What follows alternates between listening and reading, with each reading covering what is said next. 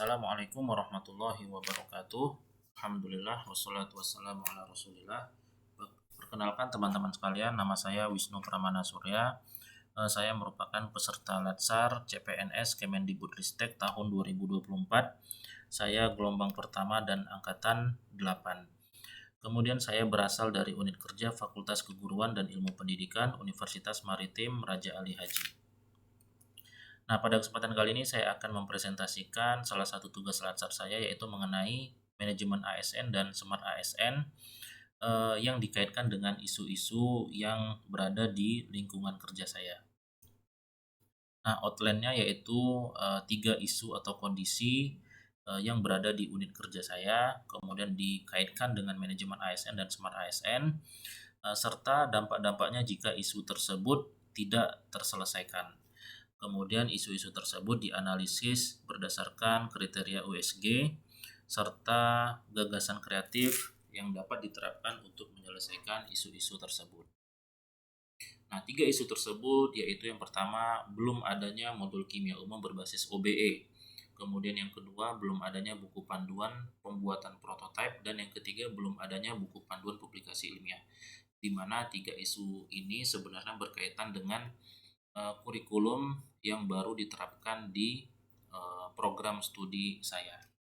Nah, isu-isu ini akan saya kaitkan dengan manajemen ASN dan Smart ASN, di mana isu pertama yaitu belum adanya modul kimia umum berbasis OBE berkaitan dengan manajemen ASN, yaitu pengembangan modul berbasis OBE mencerminkan prinsip akuntabilitas dalam manajemen ASN, di mana setiap dosen ASN itu harus bertanggung jawab atas peningkatan kualitas pendidikan yang relevan dengan kebutuhan kompetensi mahasiswa.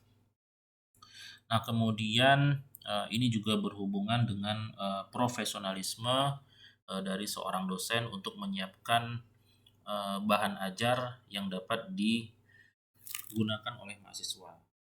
Nah, kemudian untuk isu kedua yaitu belum adanya buku panduan pembuatan prototipe. Pembuatan panduan prototipe ini menunjukkan kompetensi ASN dalam menyediakan sarana yang mendorong inovasi dan penerapan ilmu secara praktis. Nah, kemudian ini juga berkaitan dengan profesionalisme seorang dosen, yaitu pengajaran dapat dicapai dengan cara yang relevan dan aplikatif sesuai dengan perkembangan teknologi dan kebutuhan dunia kerja mahasiswa. Nah, ini juga berkaitan dengan menguasai IT pada Smart ASN. Kemudian untuk isu yang ketiga yaitu belum adanya buku panduan publikasi ilmiah.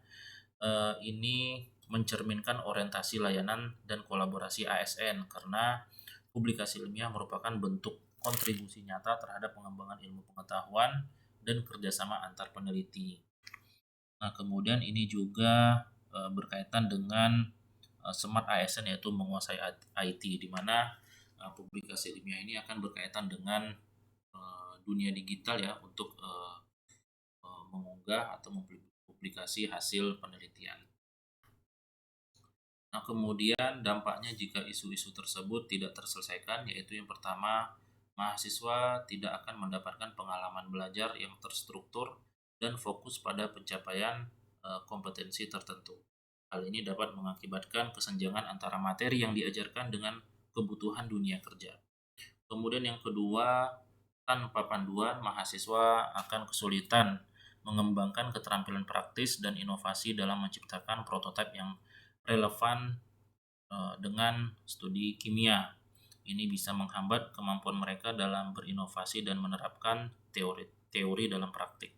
Kemudian yang ketiga, dampaknya tanpa panduan yang jelas, mahasiswa dan dosen mungkin menghadapi kesulitan dalam proses publikasi, yang pada akhirnya menurunkan jumlah dan kualitas publikasi ilmiah dari program studi.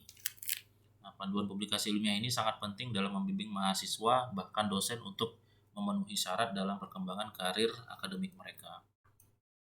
Nah, kemudian isu-isu tersebut dianalisis berdasarkan kriteria USG.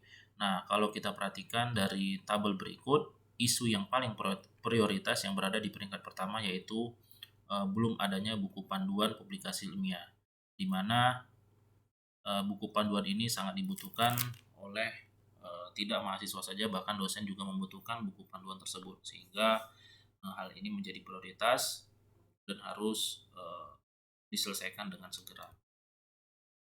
Nah, kemudian gagasan kreatif yang dapat menyelesaikan tidak hanya untuk isu publikasi ilmiah tadi, tapi bisa menyelesaikan untuk ketiga isu yang lain, yaitu yang pertama kolaborasi antar fakultas dan prodi.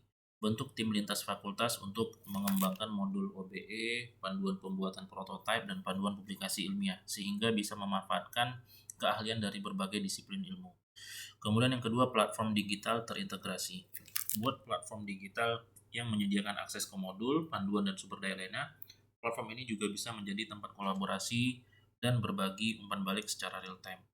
Nah, kemudian juga bisa diadakannya workshop dan lokakarya, diselenggarakannya serangkaian workshop interaktif dengan melibatkan dosen, mahasiswa, dan praktisi untuk bersama-sama menyusun dan menguji modul serta panduan yang relevan.